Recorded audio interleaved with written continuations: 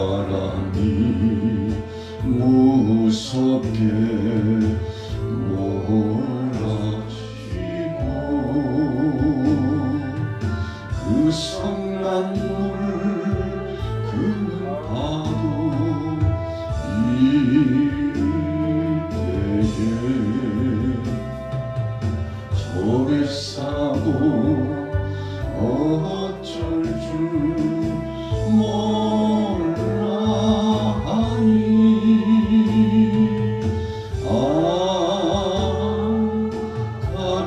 가련하구나 가련하구나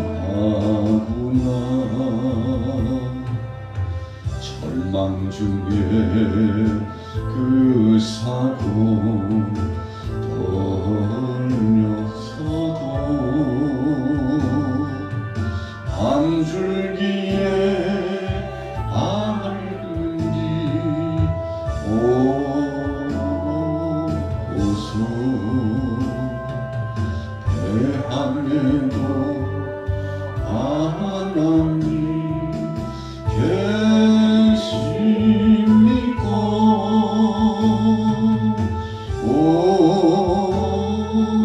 기도 올린다 기도 올린다 아버지여 이 죄인 구로사 성난문난 잔잔케 하시고 이 불쌍한 인생을 살리소서. 오 우리 하나님 우리 하나님 뒷바람 또 험한 그 물결이 재앙물이 성내요 덮쳐도 권능의 손 그로를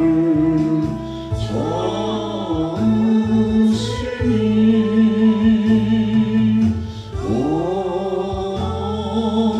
잔잔한 바다 잔잔한 바다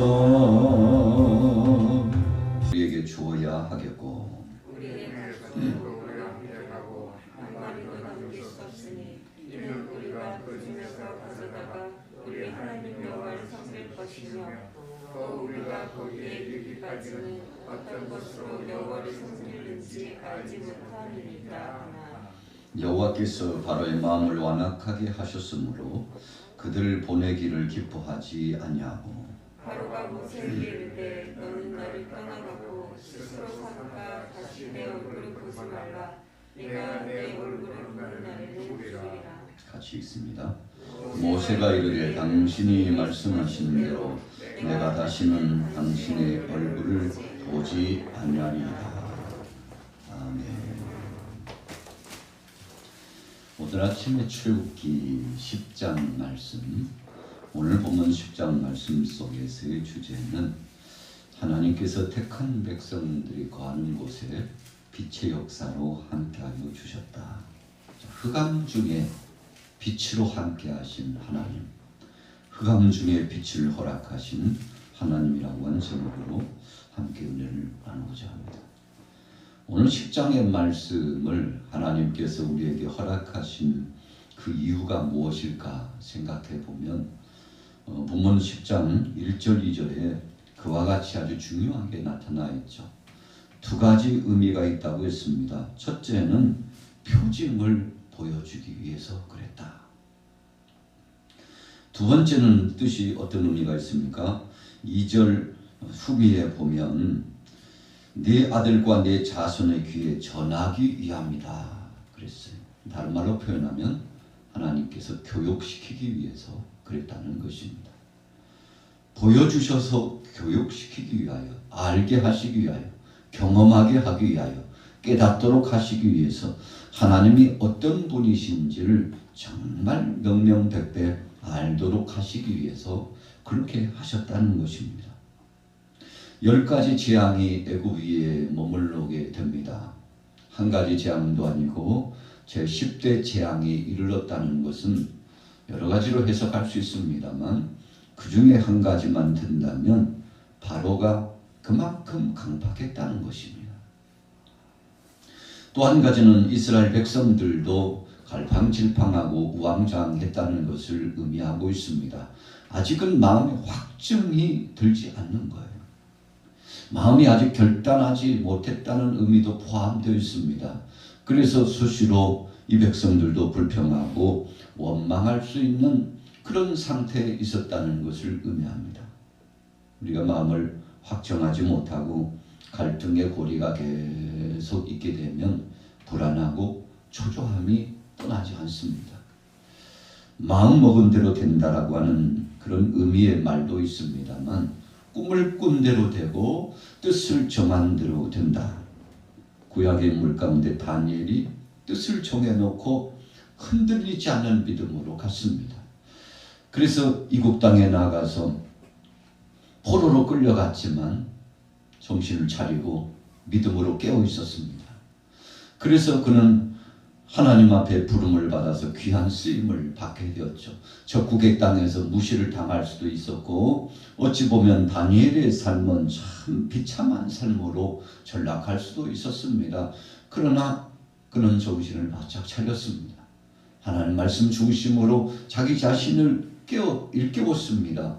그리고는 하나님 뜻 중심으로 비전을 갖고서 소망을 버리지 않고 기도하기를 끊이지 않고 주님의 말씀 보는 일을 게을리하지 않았습니다. 그래서 이와 같이 하나님 앞에 뜻을 정해놓고 하나님 뜻대로 살아갔더니 결과는 어떻게 되었습니까? 세상이 요란하고 흉흉했어도 절망적인 상황이요 아무런 꿈도 꿀 수 없는 그런 시절이었어도 그 와중에도 하나님 앞에 쓰임받았죠. 적국의 땅에서 인재로 발굴이 된 사람이 되었습니다. 이 사람 아니면 안 되겠구나 생각했죠. 그래서 그는 마지막 하나님 앞에 부름받는 그 순간까지 이국 땅에서 여러 대의 왕이 바뀌었지만 다니엘은 충성된 충인으로서 총리의 사역을 감당했음을 우리는 기억합니다. 처음부터 그가 총리는 아니었습니다. 소년으로서 바벨론에서 또 파사에서 적지 않게 하나님이 인도하시는 대로 믿음을 갖고서 철저하게 자기 관리를 하고 그리고는 자기 자신을 가꾸며 닦아 나갔죠. 그랬더니 하나님께서 작은 그릇에서부터 그릇을 바꾸셨죠. 그릇의 쓰임이 순차적으로 달랐다는 것입니다. 그래서 처음에는 작은 그릇으로 쓰임 받았지만 시간이 지나면서 큰 그릇으로 정말 귀한 그릇으로 쓰임 받았던 다니엘의 모습을 보게 됩니다. 왜 그렇게 되었습니까? 결론의 말씀은 하나님이 주셨던 비전을 버리지 않고 그 꿈을 쫓아 나갔던 것입니다. 오늘 하나님께서 메뚜기 재앙을 내리셨습니다. 메뚜기 재앙을 내릴 때는 남아있는 것을 다 먹어치우도록 한 것이었죠. 5절 중반절에 보세요. 네게 남은 그것 곧 우박을 면하고 남은 것을 먹으며 너희를 위하여 들에서 자라는 모든 나무를 먹을 것이며. 참 닥치는 대로 먹어치워요. 그래서 6절 후미에 보면 오늘날까지 보지 못했던 것이 없다 그랬어요. 우리가 요즘 세상에 한 번도 보지 못했던 일들을 경험하고 삽니다. 참 부정적으로 보면 참 나쁜 일들이 많이 생겨요. 그런데 긍정적으로 보면 이 환난의 때에 경험해서는 안 될 것을 경험하면서 우리 자신을 경책하고 깨워서 하나님의 뜻을 기억하며 정말 신실한 믿음을 갖고 살고자 하는 자기 자신을 돌아볼 수 있는 기회가 되는 것이잖아요. 그래서 우리 믿음의 사람들은 환난의 때가 지나가면 정말 먼저 자기 자신을 돌이켜보고 겸비하고, 그래서 내가 하나님 뜻대로 살아야 되겠다는 다짐을 해보는 것이죠. 주님을 떠났던 삶을 돌이켜보고 회개할 것은 철저하게 회개하고, 그리고는 아버지의 뜻대로 살고자 다시 한번 우리 마음을 담금질하고 채찍질하고 주님 앞에서 신실한 믿음으로 살아가고자 하면 마음까지도 시원하고 마치 장렬하는 태양빛 가운데 뜨거운 날에 냉수를 한 그릇 떠서 그것도 얼음을 둥둥 띄워가지고 마시면 얼마나 시원한지. 요즘처럼 이제 추운 겨울에는 따뜻한 게 제일이잖아요. 그래서 따뜻한 차 한 잔 마시면 속까지 따뜻해지는 것을 느끼게 되지 않습니까?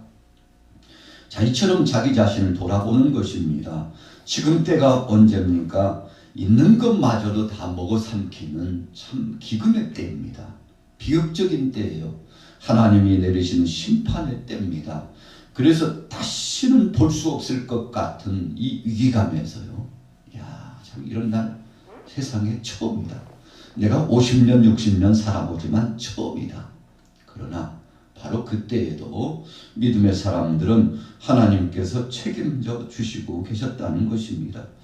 그래서 이 모든 것들을 경험하게 했어요. 첫째는 애굽의 바로 왕과 그 신하들과 모든 애굽에 있는 사람들, 그 백성들에게 깨닫게 하시는 바요.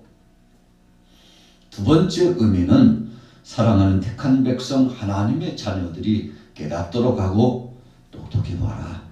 너희들이 지금 눈으로 목도하는 거 다시는 보지 못하겠지만 그러나 이 일을 누가 행하셨느냐? 여호와께서 하시는 것이다. 하나님이 지금 역사를 주관하시고 사람의 생명을 주권적인 능력으로 붙잡고 계신다. 똑똑히 봐라. 여러분, 그래서 당대 아버지와 그 할아버지가 아들과 그 손주들에게 명령하고 가르치는 겁니다. 다시는 잊지 말고 하나님의 은혜를 감사하고 이 환난의 때에도 하나님의 도우심으로 이겨나갔다는 사실. 불순종하고 거스르며 우상숭배에 그 나락으로 계속 빠져들어갔던 애굽을 하나님이 징치하시고 모든 우상의 그 신을 치시고 마침내 여호와 하나님이 참 하나님이신 것을 알게 하셨던 이날 절대 잊어서는 안 된다. 잊지 마라. 이렇게 교훈하기 위해서 그러셨다는 것이죠. 그래서 1절 후미와 2절 중반절에 분명하게 말씀하셨죠. 그들 중에 보이기 위함이며 네 아들과 네 자손의 귀에 전하기 위함이다. 여러분, 그래서 당대에는 좀 실감나지 않았겠죠. 구전으로 전해진 것뿐이었겠죠. 그러나 오랜 역사가 지나면서 이제 문서화되기 시작했지 않습니까? 그래서 가죽에다가 쓰기도 하고 때로는 그것도 안 되면 자자손손 대대로 구전으로 전했습니다만 이렇게 함으로써 하나님의 말씀이 선포되고 나타나게 된 것이죠. 자, 바로가 최후의 발악을 합니다. 여러분, 악한 영의 역사들은 하나님의 말씀 앞에 꼼짝 못하는 겁니다. 하나님의 능하신 손에 무릎을 꿇을 수밖에 없어요. 그래서 16절부터 보면 바로가 모세와 아론을 급히 불러 이르되 내가 너희 하나님 여호와와 너희에게 죄를 지었다. 얼마나 다급했으면 그렇겠습니까? 있는 대로 다 먹어 삼킵니다. 메뚜기 떼가 등장했는데 이러다가는 다 죽겠어요. 그래서 그 신하들이 얼마나 마음 아파하고 괴로워하면서 왕이요, 이렇게 지금 고집 부릴 때가 아닙니다. 왕이요, 우리가 망한 것을 지금 기억지 못합니까? 우리는 끝났다니까요. 지금 이러고 있을 때가 아니에요. 여유를 부리고 있을 때가 아닙니다. 7절 후미에 보세요. 참 실감나지 않습니까? 왕은 아직도 애굽이 망한 줄을 알지 못하시나이까? 비보가 전해져 왔습니다. 여러분, 왕궁에 있는 파로가 어떤 때는 눈이 가려져 가지고 귀도 닫혀 가지고, 왜요? 아무도 이 소식을 전해주지 않아요. 파로를 안심시키는 거죠. 여러분, 그래서 이런 사람들은 충신이 아닙니다. 역적들이죠. 우리가 사극을 보면은 이 역적들은 안도의 한숨을 쉬게 하고 전혀 준비하지 못하게 하고, 괜찮다니까요. 이 나라가 괜찮다니까요. 아이고, 이 정도면 됐죠. 간신배들이 여러분 나라를 망치고 또 수령격인 왕을 망쳐나가는 것이고 나라의 지도자를 망치는 거 아니겠습니까? 실상을 실상대로 보고해 주지 않음으로 말미암아 나라가 어수선해지는 예나 지금이나 다를 바가 없는 것입니다. 바로에게 있어서 충성된 충인이 그래도 이 비보를 전해주죠. 왕이요, 다 망했다니까요. 더 이상 우리가 버틸 여력이 없어요. 안 됩니다. 더 이상은 안 됩니다. 한마디로 말해서 급보상서를 올리는 거 아니겠습니까? 바로가 생각해봐도 더 이상은 안 될 것 같아요. 그래서 그가 급한 마음에 모세와 아론을 불렀다고 했습니다. 여러분, 얼마나 다급했을까요? 하나님을 떠나고 불순종했던 바로가 억척스러운 자신의 아집과 인간적인 생각으로 나갔던 바로가 마음이 급했어요. 그래서 모세와 아론을 부르죠. 여러분, 이스라엘 백성들도 400년 동안 애굽에서 참 잘 나간 데 많았죠. 그러다가 하나님을 잊어버리기 시작해요. 그래서 하나님께서 깨달을 만큼 저들을 징치하셨죠. 종으로, 노예로. 얼마나 고통스러운 시간이 지났는지 몰라요. 정신을 차렸습니다. 울부짖으면서 하나님 앞에 기도했죠. 그때 하나님께서 백성들을 불쌍히 여기셨음을 우리가 기억합니다. 자, 이 기도 까닭에 하나님께서 모세를 급파하셨고 택한 백성들을 살리시며 이제는 그들에게 회복의 날을 허락하시기 위해서 이 강팍하고 고집스러운 바로를 꺾기 위해서 재앙을 나타내셨죠. 여러분, 그래서 이 재앙을 보고 다른 이면에 기적의 역사를 보고 가는 사람은 참 우둔하고 미련한 사람입니다. 여러분, 어떤 증거를 보고 믿고자 하는 사람처럼 어리석은 것은 없죠. 그래서 예수님께서 도마에게 보지 않고 믿는 자가 복된 것이야, 아주 중요한 말씀을 제자 도마에게 주셨지 않습니까? 도마뿐입니까? 주위에는 제자들 다 똑같았어요. 다를 바 없었습니다. 그래서 보지 않고 믿는 것이 복된 것인데, 여러분, 하나님의 은혜와 영광스러운 능력이 계속 현현되었죠. 그런데 바로는요, 너무나 많은 시간을 허비했습니다. 그래서 마침내 이제 경고의 메시지가 나타납니다만, 바로도 그랬습니다만 29절에 보면 모세도 다시는 당신을 이제 볼 일이 없을 것이요, 이건요 끝났다는 것입니다. 여러분, 그래서 유예 기간이라고 하는 것이 있어요. 준비하는 시간입니다. 좀 긍휼히 여겨주고요, 며칠 안 되지만 그 여유의 시간을 주어서 준비토록 하는 거죠. 그런데 이제 그 시간이 다 지났습니다. 이제는 상황 종료요, 막이 내리기 직전이에요. 여러분, 시절로 보면 환란의 때요, 심판의 때가 임박했다는 것입니다. 여인이 아이를 출산할 기약이 가까웠어요. 얼마나 통증이 오는지 몰라요. 여러분, 그 통증을 견디기가 힘듭니다.